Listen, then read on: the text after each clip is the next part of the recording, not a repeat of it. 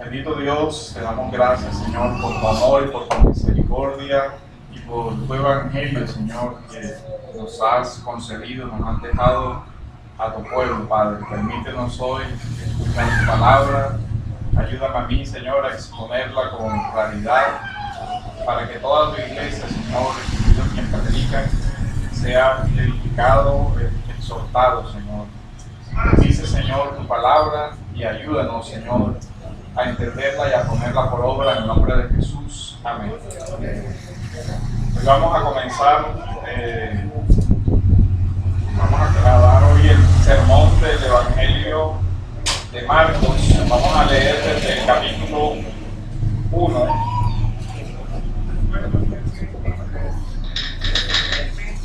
Marcos, capítulo 1, versículos del 1 al 15. Solamente vamos a hacer la introducción. Esta es la primera unidad y esta unidad tiene varios segmentos. Pero voy a leer la unidad completa para que podamos ver y después hacer una breve introducción a la estructura del libro en general para desarrollar nuestro primer sermón de este tema. Dice: principio del Evangelio de Jesucristo, Hijo de Dios, como está escrito en el profeta Isaías: he aquí, yo envío mi mensajero delante de tu faz, el cual preparará tu camino. Voz del que clama en el desierto: preparad el camino del Señor, haced derechas sus sendas.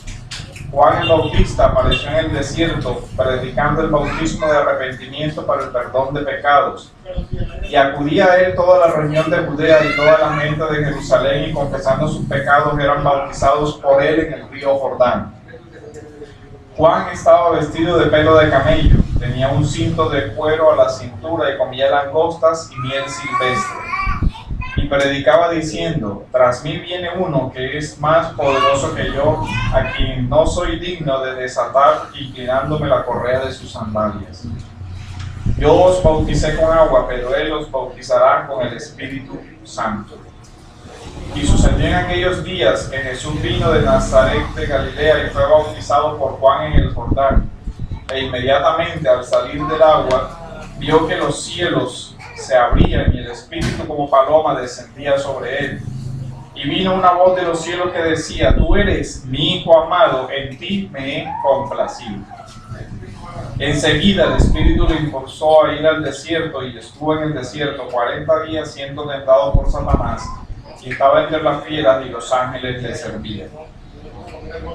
Después que Juan había sido encarcelado, Jesús vino a Galilea proclamando el Evangelio de Dios y diciendo: el tiempo se ha cumplido y el reino de Dios se ha acercado. Arrepentíos y creed en el Evangelio. Esta primera sección, que tiene a su vez 3 partes, nosotros podemos ver, el tema es Jesucristo como el Hijo de Dios y el Evangelio.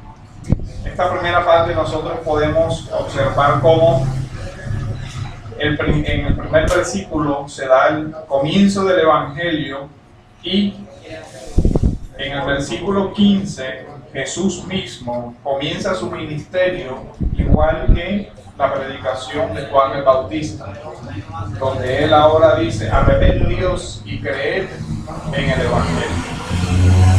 Entonces es evidente que el centro del Evangelio son 2 aspectos: uno, el mensaje, y otro, la persona sobre la cual trata el Evangelio: Jesucristo, el Hijo de Dios. La estructura del libro la podemos dividir en 2 grandes bloques. El texto comienza en el capítulo 1, versículo 1, y tiene una primera conclusión en el capítulo 8, versículo 30. Vamos a leerlo.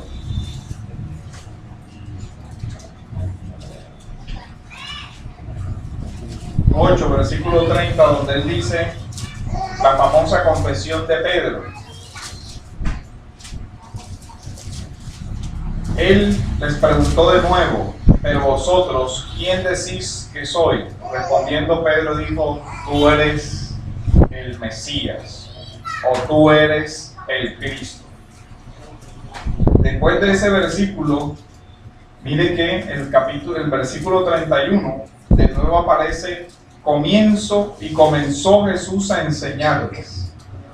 Aquí hay un segundo comienzo en el Evangelio. Y de hecho la palabra en griego es argen. Es decir, las dos palabras, la de Marcos 1.1 y la de Marcos 8.31, debieron haber sido traducidas igual. Principio. Hay dos principios en el libro. ¿Por qué? Porque el libro tiene como propósito esencial la declaración de fe. Y esa declaración de fe en el Evangelio de Marcos está compuesta por dos aspectos. El primero es: Jesús es el Mesías. Y el segundo es: Jesús es el Hijo de Dios. De aquí en adelante, el Hijo del Hombre va a desarrollar toda una serie de señales para que al final, en el capítulo 16, versículo 20,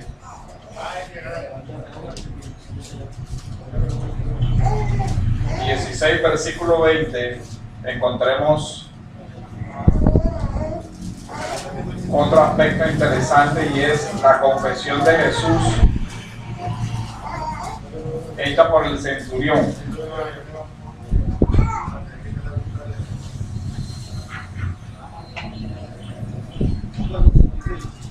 En la muerte de Jesús, perdón, no es el 20, es el texto del centurión, versículo 39 del capítulo 15.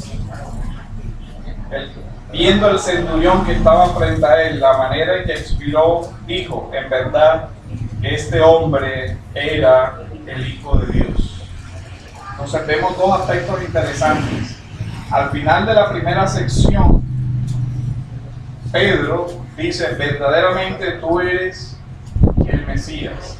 Al final de la segunda sección, un centurión romano, un pagano, dice: verdaderamente tú eres el Hijo de Dios.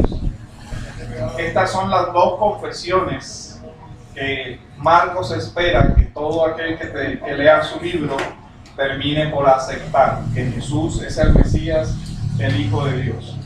Entonces es claro que Marcos escribe con un propósito evangelístico. Él quiere llevar hasta Roma, hasta todas las naciones del mundo, la fe en Jesucristo como el Mesías y como el Hijo de Dios. Estas generalidades nos sirven para entender de qué trata todo el libro. Todo el libro de Marcos gira entonces sobre dos puntos principales: ¿quién es Jesús y quiénes son los que lo siguen? El texto tiene dos aspectos que siempre van a ir unidos: la identidad de Cristo, la identidad de sus seguidores. ¿Quiénes son los que le siguen o quiénes son los discípulos? Los discípulos vendrían a ser entonces aquellos que, a semejanza de Pedro, confiesan a Jesús como el Mesías, a semejanza del centurión, reconocen que Jesús es el Hijo de Dios, para estar en consonancia entonces con la declaración que el mismo Dios hace acerca de su Hijo. Como lo hemos visto, el mismo Dios aparece diciendo: este es mi Hijo amado. Este inicio del Evangelio juega con varias voces. No sé si se ha dado cuenta que el tema de la voz aparece mucho. Una voz que clama en el desierto. Entonces, el primer aspecto del que vamos a tratar es la vida con una única orientación: ser una voz, o una vida consagrada a la proclamación del Evangelio. La estructura del texto nos hace ver que hay varias voces que van anunciando, que van hablando, y cada una de las voces señala a una misma persona, y es a la persona de Cristo. La primera voz que nosotros encontramos y que casi no se ve es la voz de Marcos. En el principio del Evangelio de Jesucristo, el Hijo de Dios. Es bien significativo que no comienza yo Marcos, o yo les voy a relatar, o yo les voy a contar, sino que Marcos decide utilizar una forma donde él ni siquiera se ve. Principio del Evangelio, está hablando alguien, Marcos nos está narrando la historia de Jesús, pero no lo hace en primera persona, que es interesante. Él no comienza, les voy a narrar el principio del Evangelio, yo Marcos les voy a contar, no. Al contrario, Marcos habla como una voz anónima. Escuchamos la resonancia de su voz en todo el Evangelio. Es Marcos el que está hablando y relatando, pero Marcos siempre deja ver que el personaje principal no es el narrador, sino el narrado, Jesús mismo. Así que desde la introducción del Evangelio nosotros vemos entonces la identidad de los discípulos. ¿Quién es un discípulo? Aquel que es una voz que anuncia a alguien. ¿Cuál es la función del discipulado? ¿Y cuál va a ser la función del ministerio de esos discípulos? ¿Cuál es el significado? Interesante que todo el Evangelio, Marcos se presenta simplemente como una voz. Una voz que anuncia a quién, anuncia a Jesús. Es decir, una voz que proclama al Salvador.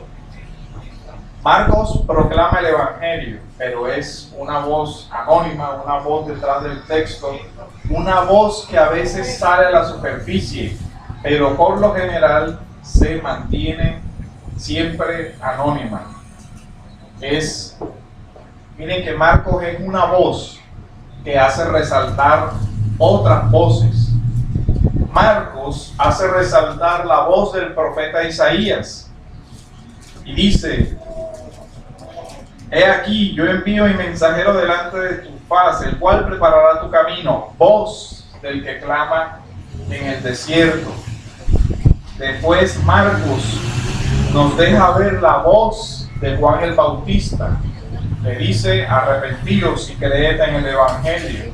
Después Marcos nos deja ver la voz del Padre que dice: este es mi Hijo amado. ¿Para qué será todo eso? Para que las personas reconozcan que Jesús es el centro de la realidad humana. Vemos varias voces aquí señalando a una sola persona. Pero por eso la voz de Marcos no deja de ser importante. Todo lo contrario, Marcos desde el principio es una voz que nos interpreta el sentido de los hechos y de las palabras de Jesús.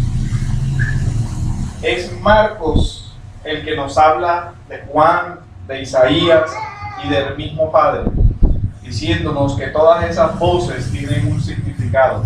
Es Marcos quien organiza el relato, pero es Marcos quien principalmente no se deja ver.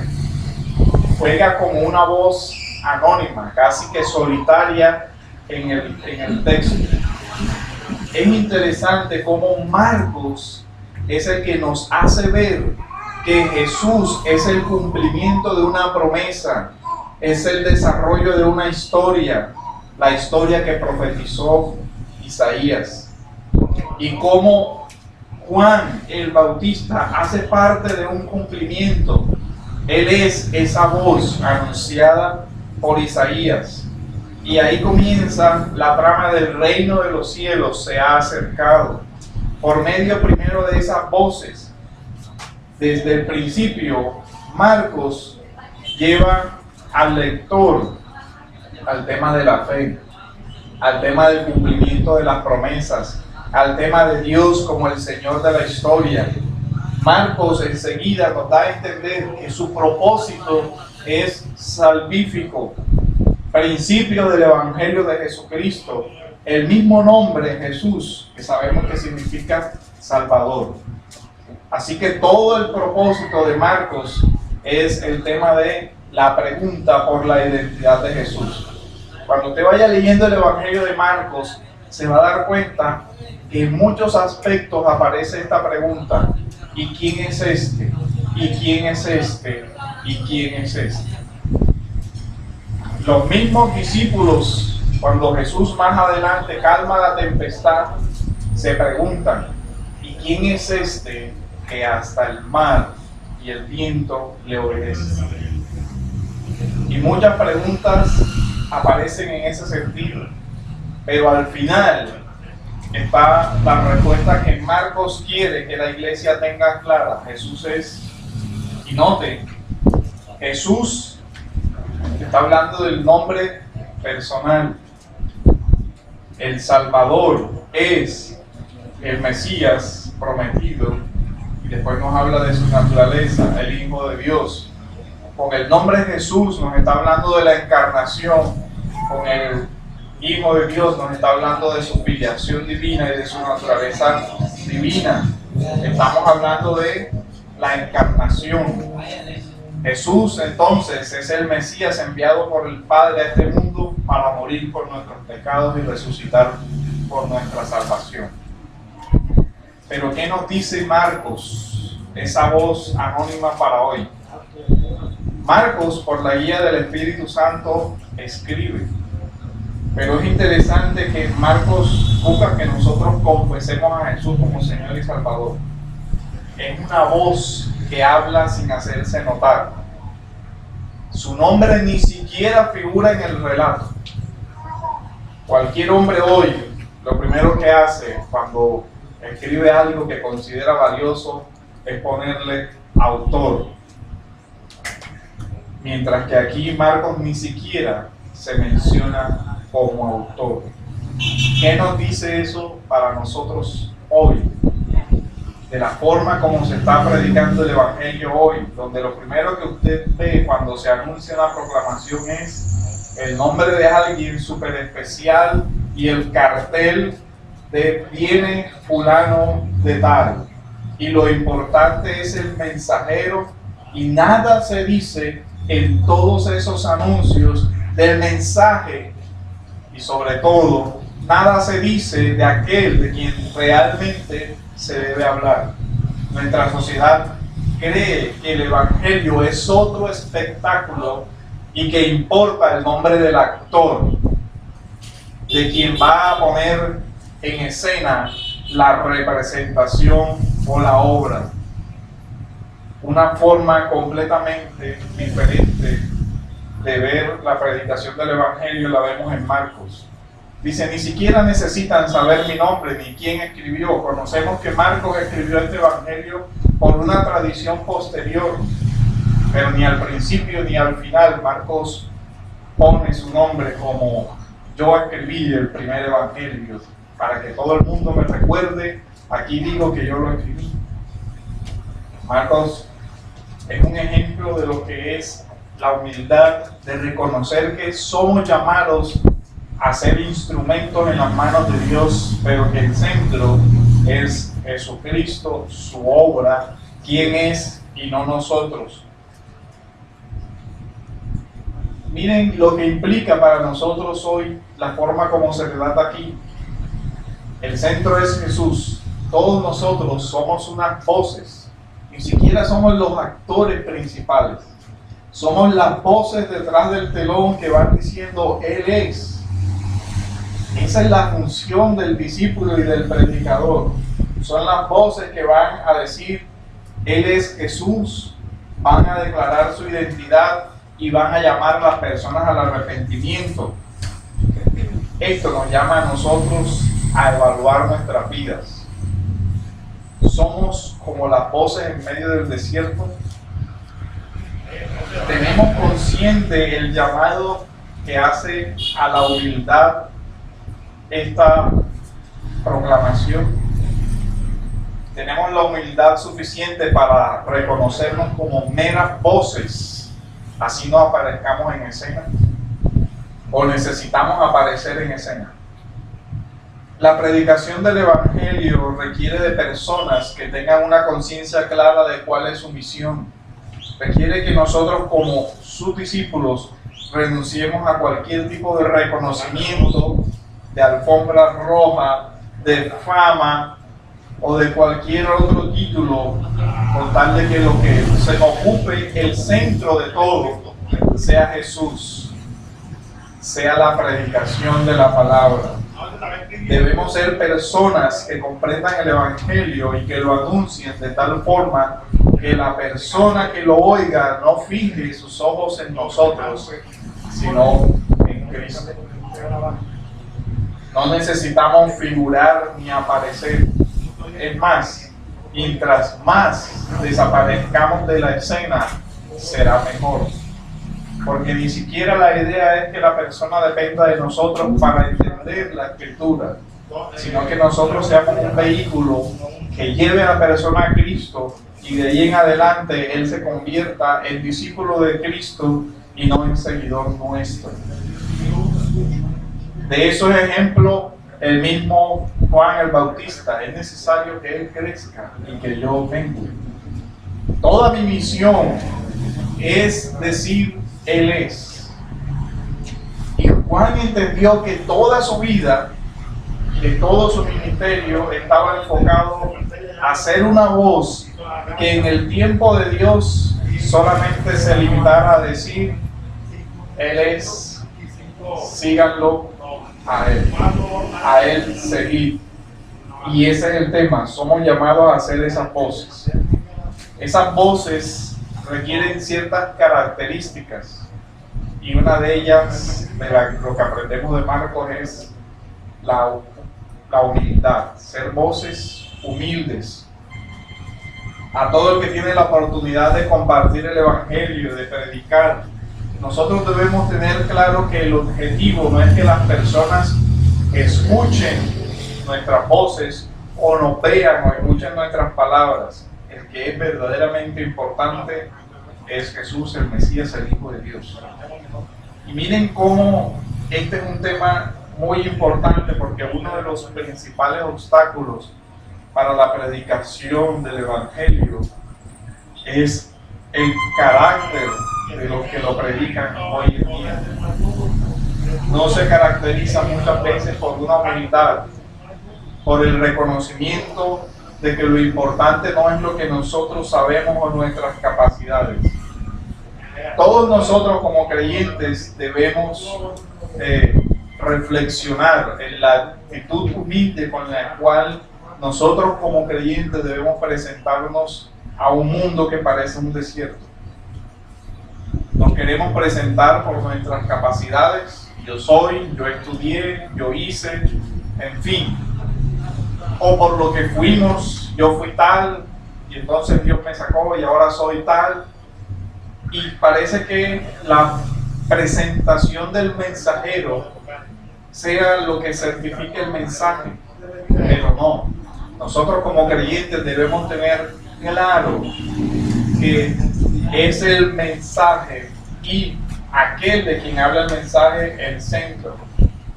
Muchas personas incluso justifican su falta de humildad con el argumento que creo que todos hemos escuchado en alguna otra medida. No, es que eso se trata de orgullo espiritual. Y resulta que ahora el orgullo deja de ser un pecado para convertirse en algo espiritual, una justificación del verdadero pecado.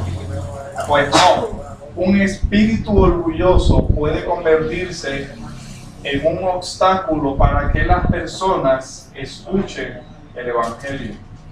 Nosotros mismos podemos, por nuestro orgullo y por nuestra superioridad y por todo lo demás, por querer presentarnos primero a nosotros mismos y no a Cristo como el centro, podemos convertirnos en el principal obstáculo para que el Evangelio corra.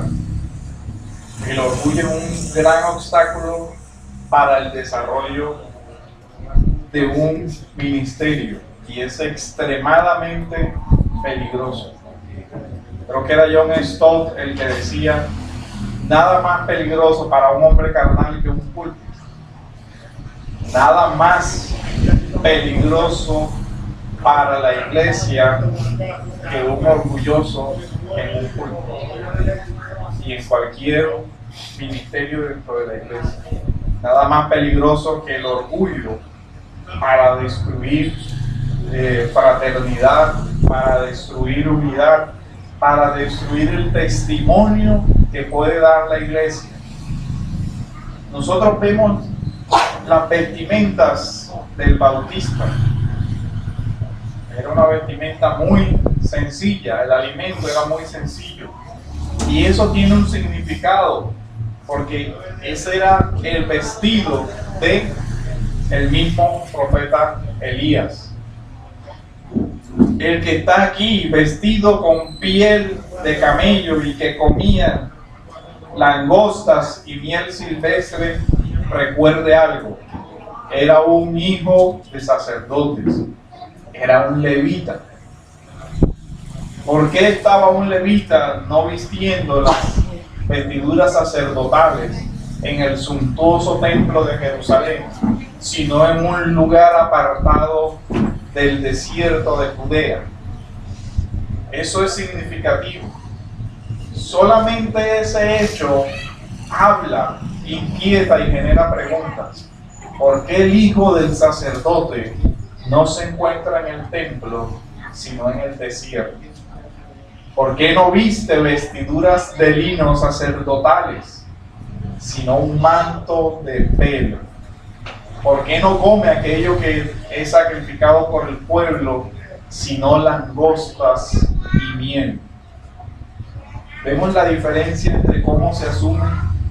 Pues es sencillo, porque Juan el Bautista asumió su ministerio como ser sencillamente una voz y quitar cualquier cosa que atrajera la atención sobre sí, para que la gente pusiera su atención sobre quién debe ponerla: Jesús. Estas voces reúnen otra característica: son voces muy claras. Desde el inicio, Juan nos dice de qué nos va a hablar. Él no comienza haciendo una estructura para que al final la persona, al final de todo lo que leyó, se dé cuenta que estaba hablando de Jesús. No. Marcos comienza diciendo: desde el inicio te voy a dejar claro y te voy a hablar del Evangelio. Y para mí el Evangelio es Jesús, el Mesías, el Hijo de Dios. De eso te voy a hablar. Y para que entiendas de qué te estoy hablando que el Evangelio te hace pecador y que necesitas confesar tus pecados. Para que tú entiendas de qué te estoy hablando, el Evangelio es la palabra de Dios, la promesa de juicio y arrepentimiento. Juan Marcos desde el principio está diciendo: lo que te estoy anunciando es algo muy claro y sin rodeos. Lo que yo quiero es que tú escuches el Evangelio y al final puedas ser también una voz que confiese, así como Pedro, así como el centurión. Lo que te estoy llamando es el arrepentimiento. Miren que Marcos es claro con la enseñanza sobre la identidad de Jesús. Ahí hay una cristología muy clara y directa. ¿De quién te estoy hablando? De Jesús, que significa Salvador. ¿Quién es el Mesías? ¿Quién es el Hijo de Dios? Ese es otro ejemplo para nosotros hoy. El discípulo debe tener cuidado con el lenguaje que utiliza en medio de una sociedad como la nuestra, muy dada a eufemismos que no son más que ocultar lo que realmente queremos decir, a decir las cosas simplemente de una forma light, liviana o ligera, porque no queremos ser ofensivos. Pero nosotros vemos aquí a Juan el Bautista en el desierto predicando el bautismo de arrepentimiento, y más adelante diciendo: este pueblo es como una generación de víboras, corrupto y todo lo demás. Esto hoy es un reto para la iglesia, donde la moderna tolerancia dice que no debes decir la verdad, porque eso es ofensivo. Pues aquí la voz del Evangelio y la voz de los discípulos debe ser una voz clara. No pretendemos ser ofensivos, es decir, no ofendemos, decimos la verdad.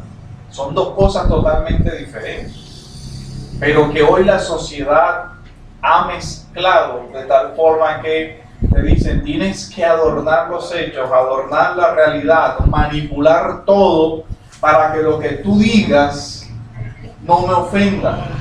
El problema es que después de que se termina de hacer todo eso, lo que se dice ya no es verdad. Ya dejó de serlo porque la has maquillado, la has adaptado para que esa persona escuche, pero está escuchando la realidad. Hoy vivimos en una sociedad que tolera todo, menos que se le diga la verdad. Hay una gran diferencia entre ofender a alguien y decirle la verdad. Y nosotros, como creyentes, no podemos caer en el engaño de que la verdad es ofensiva. O la teoría de la falsa tolerancia, que en realidad es no hay ninguna verdad y que toda verdad ofende. Hoy y nosotros lo estamos viendo en nuestro país. Sale uno de estos tipos que fue un reconocido delincuente y que mató millares de personas y se atreve a presentar una acción para que no le digan homicida, porque lo están ofendiendo. ¿Es una ofensa? No, es la verdad. Eres un asesino. No puedes rehuir esa realidad. Fueron los hechos, así sucedieron, fue lo que cometiste. Si mientes, eres un mentiroso. Si robas, eres un ladrón. Esa es la verdad. Y la voz del Evangelio debe ser así de clara. Si pecas, eres un pecador. Punto. No, lo que pasa es que esos son unos errores que vienen de tu infancia, son unos problemas que hay que solucionar. Entonces, no debes sentirte culpable por eso, porque Dios te entiende. En fin, tú eres una pobre víctima, tú eres bueno. Esa es la verdad. Dice, no, tú eres malo, eres pecador y pecas porque lo eres. Y como eso es una ejecución de la maldad, la conclusión obvia es que somos malos. Esa es la verdad del Evangelio. Ahora, ofende que nos digan la verdad, pues por el hecho de que nos ofenda, no deja de ser verdad. Y ahí el problema. Y el llamado del Evangelio desde el principio es arrepentidos. Lo mismo que dice Juan el Bautista, lo dice Jesús. El tiempo se ha cumplido, el reino se ha acercado. Arrepentidos si crees en el Evangelio. Debe ser una voz clara. El Evangelio es un llamado a arrepentirnos. Si la predicación no tiene un llamado claro a arrepentirnos, deja de ser verdad. Porque estaríamos presumiendo que aquellos que nos escuchan no son pecadores. Y eso no es cierto. La falsa tolerancia no puede ser excusa para no decir la verdad. De ahí que se requiere que esas voces sean valientes. Cuando nosotros vemos lo que sucedió con Juan el Bautista, entendemos el valor que se requiere para ser claro en la predicación del Evangelio. El valor que se requiere para decirle a un rey, estás haciendo algo que está contra la voluntad de Dios. Tienes por mujer a la esposa de tu hermano, eres un pecador, arrepiéntete. Literalmente eso le costó la cabeza. Esa es la realidad. Para decir esa verdad que para muchos es ofensiva y escandalosa, lo primero que se requiere es que la voz que la proclama no tenga temor de hombre alguno. para decirle: debes corregir tu camino, debes arrepentirte, debes creer en el Evangelio, estás condenado. Y para decirle todo eso, esa voz debe estar dispuesto a quedarse solo, como Juan en el desierto. Se pierden amigos y se pierden familiares y se pierden muchas cosas. Es un Juan el Bautista que reconoció que su ministerio era precisamente decir eso. Créanme que era más fácil guardar la comodidad del status quo familiar y quedarse en el templo haciendo labores monótonas y no ser lo que Dios le llamó a ser. ¿A cuántos sacerdotes o personas importantes conoce hoy que renuncian a sus comodidades para consagrar su vida, no a autoproclamarse, sino a proclamar a Jesús como el Hijo de Dios? Recordemos que en el caso de Juan, no solamente deja comodidades, sino que pone literalmente su cabeza en manos de Jesús. Como está escrito. Miren lo que dice el versículo 2, como está escrito en el profeta Isaías. El Evangelio, sí, el Evangelio estaba escrito en los profetas. Y ese es un punto que nosotros debemos considerar. Y es el segundo punto que vamos a ver. El Evangelio como el mensaje de los profetas, hecho cumplimiento, hecho realidad en la persona de Jesús. Lo que Marcos está diciendo es: esto no es ni siquiera algo que yo estoy diciendo. Esto es algo que ya muchos antes de mí han dicho. Y yo lo único que estoy diciendo es que eso que anunció Isaías se cumplió. Lo cual quiere decir, entre otras cosas, que Marcos creía en los profetas. Que Marcos se apoyaba en la fe del pueblo que había recibido el Evangelio desde los profetas. Nótese que aquí no está el profeta como antítesis, sino como cumplimiento. Marcos está diciendo: Jesús es el Hijo de Dios, como está escrito en los profetas. El Evangelio, en un sentido, es una novedad, una buena nueva, algo nuevo. Pero en otro sentido, el Evangelio no es una novedad. Antes bien podríamos decir que es una antigüedad. Miremos cómo lo presenta Romanos en el capítulo 1.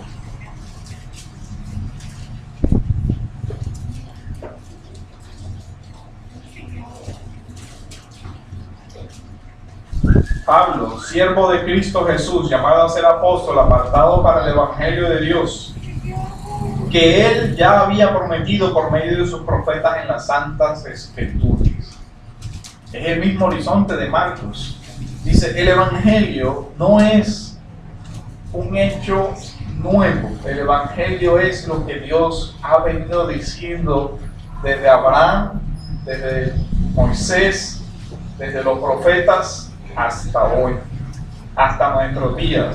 La novedad está en que todas esas promesas llegaron a su cumplimiento, pero nada nuevo estaba aconteciendo.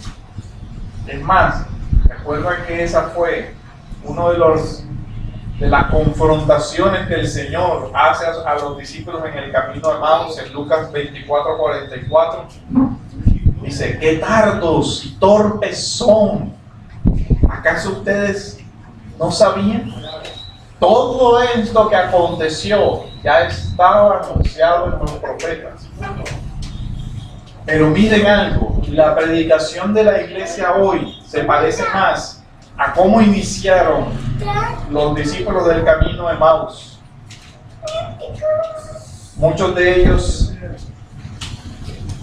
y muchos hoy predican el Evangelio casi con el mismo escepticismo que los discípulos del camino de Emaús. ¿Y qué ha sucedido? Conocían la historia, pero no tenían fe en esa historia. Miren cómo hablan esos discípulos. Nosotros pensábamos que Él era el Mesías, pero ya hace 3 días que lo mataron. Y por ahí salieron unas mujeres diciendo que resucitó. Pero nosotros nos vamos para la casa. Allá ellos, allá que se queden con su rollo y que resucitó, que no resucitó. Nosotros,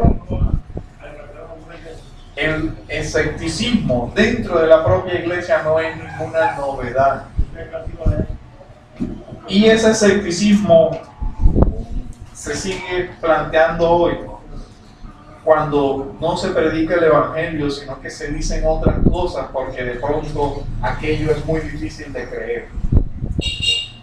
O cuando no se es valiente con reconocer, sí, creemos que de forma sobrenatural Dios resucitó a su Hijo. Acerca de su Hijo que nació de la descendencia de David según la carne y que fue declarado Hijo de Dios con poder, conforme al Espíritu de santidad por la resurrección de entre los muertos, nuestro Señor Jesucristo, por medio de quien hemos recibido la gracia y el apostolado para promover la obediencia a la fe entre todos los gentiles por amor a su nombre. Ahora, ¿cuál es la función del discípulo? Esta que está describiendo Pablo aquí. Promover la obediencia a la fe entre todos los gentiles, entre todas las naciones. ¿Qué era lo que estaba haciendo Marcos cuando escribía el Evangelio? Pues promover la obediencia a la fe entre todas las naciones. Y para eso, ¿qué decía? Jesús, Él es el Evangelio. Jesús, Él es el Hijo de Dios. Jesús, Él es aquel que el mismo Padre envió. Yo te envío. Ya estaba desde los profetas para la salvación. ¿Qué significa eso? Que la salvación es iniciativa del Padre, iniciativa de Dios. Siempre lo fue y siempre lo ha sido. La salvación viene de la soberana voluntad de Dios. Marcos, ¿cómo lo expresa? Venido el cumplimiento del tiempo, Dios envió a su Hijo para que dijera que arrepentidos y creed en el Evangelio. Entonces nosotros tenemos la voz de Juan el Bautista, que hace un llamado ¿a qué? Al arrepentimiento. Tenemos la voz del mismo Señor que hace un llamado al arrepentimiento. Tanto la voz como la vida de Juan eran una denuncia de la corrupción de la religión de su época. Esa es la explicación de por qué un sacerdote no estaba en el templo. De la corrupción en 2 áreas, de la corrupción religiosa. Nosotros vemos en el Evangelio de Juan cómo llegan Juan el Bautista, fariseos desde Jerusalén, a preguntarle: ¿tú quién eres? ¿Tú eres el Mesías? Y la respuesta fue más un llamado al arrepentimiento hacia esa clase religiosa que no creía. ¿Por qué preguntan? ¿Por qué les interesa? ¿Quieren ustedes creer también? Dicen: no, queremos dar una información. De tal forma que Juan no se contentaba con simplemente contar una historia. Los evangelios no se escribieron solo para que alguien supiera la historia de lo que pasó en el siglo I. Los evangelios fueron escritos para que las personas creyeran, para que tuvieran fe. El evangelio es no solo un relato histórico, sino la interpretación divinamente inspirada del sentido de esos hechos. Muchos atacan los evangelios diciendo que no son una visión objetiva, que debieron simplemente contentarse con contar algo y que cada quien creyera lo que creyera. Pero los evangelios son desde el principio predicación. Ese es su objetivo. Y lo más interesante, Marcos no niega eso. De lo que yo te estoy hablando es del Evangelio, de la predicación del Evangelio. Ahora, que Marcos y los autores bíblicos claramente declaran que su intención es llevar a una persona a la fe, ¿implica que lo que están diciendo no es cierto? No, eso no es el asunto. Sí están contando una historia que fue verdadera, pero no la están contando para transmitirte solo una información, sino para que, sabiendo la obra de Cristo, procedas a arrepentirte. Los evangelios sí interpretan la historia, pero nadie dice que su interpretación es incorrecta. Miren lo que sucede. ¿Cuántas interpretaciones hay del sentido de la obra de Cristo? En el mismo Evangelio de Marcos, Marcos nos presenta las visiones alternativas. Mientras Marcos dice, Jesús murió, Jesús resucitó para nuestra salvación. También hay unos en el relato que dicen, no, Jesús no resucitó, su cuerpo fue robado, lo escondieron sus discípulos, etcétera, etcétera. Hay otra interpretación de los hechos. El asunto es que nosotros tenemos aquí no simplemente la versión de los hechos de Marcos, sino que Dios inspiró a Marcos de tal forma que también no solamente estamos ante el testimonio de Marcos, sino ante el testimonio del mismo Dios. Porque Marcos está en concordancia con la voz del mismo Dios, cuando el mismo Padre dice, Él es mi Hijo, a Él oí. ¿Qué es lo que está diciendo Marcos en todo su evangelio? Él es el Hijo de Dios. ¿Cómo lo sé? Porque el mismo Padre lo ha declarado.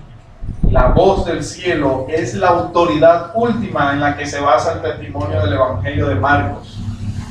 Ahora, ¿cuál debe ser la fuente última de autoridad para la iglesia, para hacer una voz fiel? El Evangelio. Cuando la Biblia es reemplazada por el personaje que predica, y cuando la persona que predica se convierte en el centro, ya ahí no hay evangelio. Juan es un mensajero y su función era predicar. Lo que él decía es: prepare el camino del Señor. Esa es una cita de Isaías capítulo 40 versículo 3.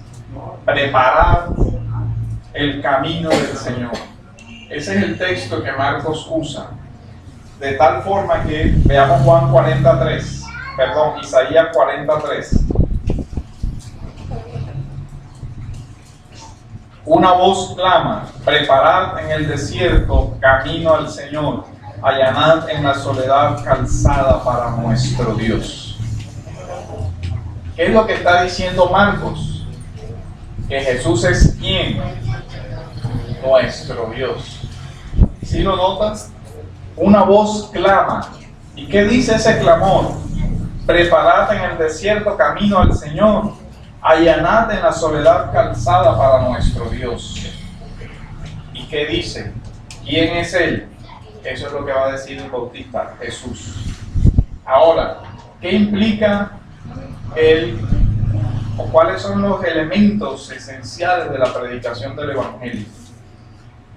El texto nos describe que Juan es un mensajero que proclama la necesidad de arrepentimiento. ¿Por qué hay necesidad de arrepentimiento? Porque el reino de los cielos se ha acercado, y con el acercamiento del reino de los cielos vendrá otra cosa: el juicio de Dios.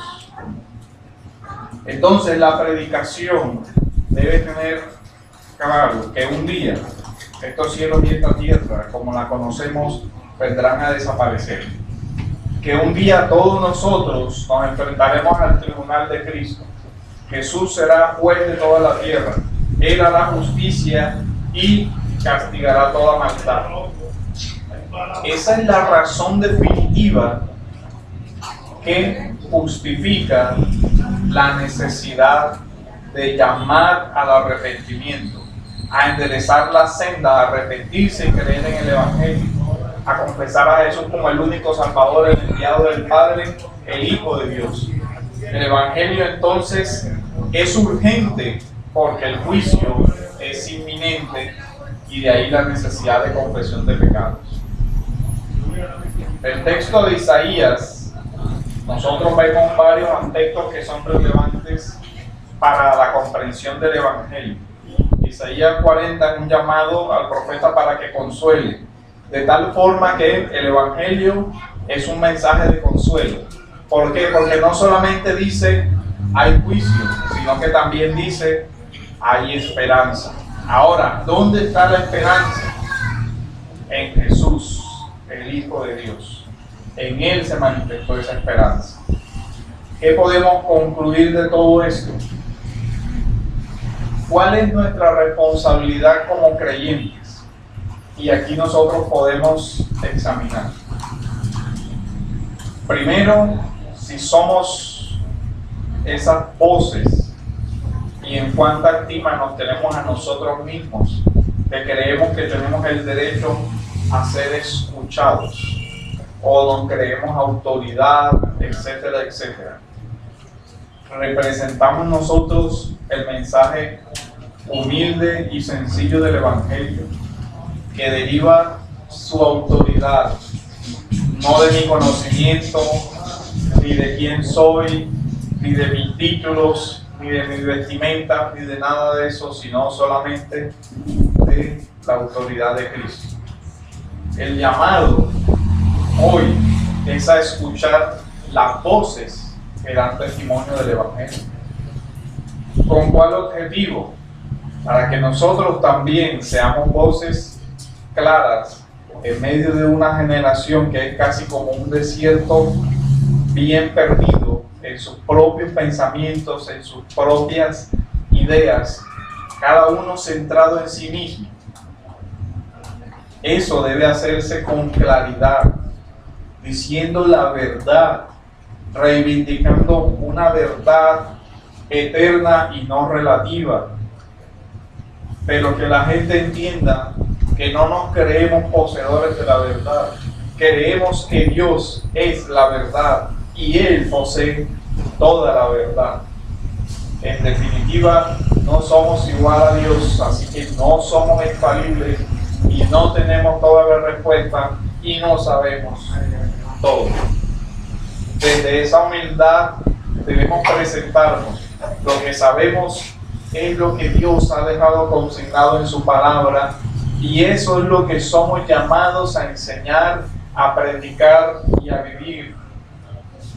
Junto con eso, Dios nos llama a vivir vidas sencillas, vidas como la de Juan, no buscando puestos, no buscando cargos, no buscando reconocimientos humanos.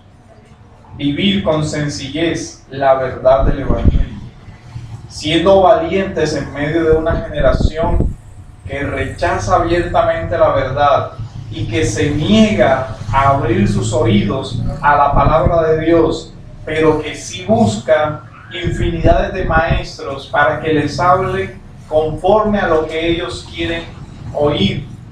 Maestros que no les ofendan con la verdad, sino que les adulen. En medio de eso debemos ser discípulos valientes que proclamemos lo que el Señor ha mandado decir. Que vivamos vidas sencillas que hagan ver a Cristo y no a nosotros. Que lo hagan ver a Él y no a nosotros. Pues no se trata de nosotros, como lo decía Pablo. No nos predicamos a nosotros mismos, sino a Jesucristo como crucificado. El centro no es el mensajero, sino aquel que es el mensaje, y el centro es Cristo. Así que, si eres creyente, debes meditar en todas estas cosas. Tenemos todos que hacer una reflexión de que no debemos permitir que el temor al mundo calle nuestras voces. El temor al mundo nos impida hablar claramente la verdad del Evangelio. O que nuestro orgullo nos haga que las personas desvíen la mirada de lo esencial que es el Evangelio, para que comiencen a fijarse en nuestras vidas, en qué decimos, en qué hacemos, como otro espectáculo más de la farándula de la civilización del espectáculo. La iglesia no puede caer en presentarse al mundo como otro espectáculo digno de ver, sino como una verdad digna de ser escuchada. Por eso el Evangelio no puede ser reemplazado por espectáculos en el día del Señor. Porque lo que la iglesia tiene como misión es ser una voz, no ser un teatro. Si no eres creyente, el llamado del Evangelio es muy claro. Se acerca el día en el que Jesucristo regresará por segunda vez. Ese día, todos los seres humanos se presentarán delante de aquel que murió y resucitó. Eso te lleva a preguntarte en qué situación te encuentras cuando tengas que rendir cuentas de tu vida al Cordero de Dios. Y eso se convierte hoy en un llamado a que te arrepientas y creas en el Evangelio. Pues de lo contrario, aunque con toda la diversión del mundo intentes callar la voz de la palabra de Dios, aunque cine, televisión y todo lo demás, y todo ese escándalo del mundo, creas que con eso puedes tapar la voz del Evangelio de Cristo, al final de los días, esa voz resonará como una trompeta sobre toda la humanidad y no habrá diversión, no habrá ruido, no habrá nada que impida que la voz del Hijo de Dios te hable, y si no te has arrepentido, te condene. No tendrás paz ni consuelo en ninguna de esas diversiones temporales, porque solo lo eterno sacia al hombre. Si no te arrepientes, no hay buena nueva, porque no habrá esperanza, no habrá consuelo, no habrá promesa de salvación si no te arrepientes. Por lo tanto, el llamado de hoy a las personas que no son creyentes es: medita en las voces que te hablan de Cristo y en lo que el mismo Cristo como una voz proclama. Su evangelio es muy claro, de tal forma que no tienes excusa. El tiempo se ha cumplido, el reino de los cielos se ha acercado. Arrepentidos y creed en el evangelio. Amén. Oremos. Bendito Dios, te damos gracias, Señor, por tu palabra, y pedimos, Padre Santo, que tú nos ayudes como iglesia a ser voces fieles, Señor, a lo que tenemos que proclamar, y te pedimos, Señor, que nos sigas dando la fortaleza y que tú abras los corazones de todas aquellas personas, Señor, para que oigan tu palabra y se arrepientan en el nombre de Jesús.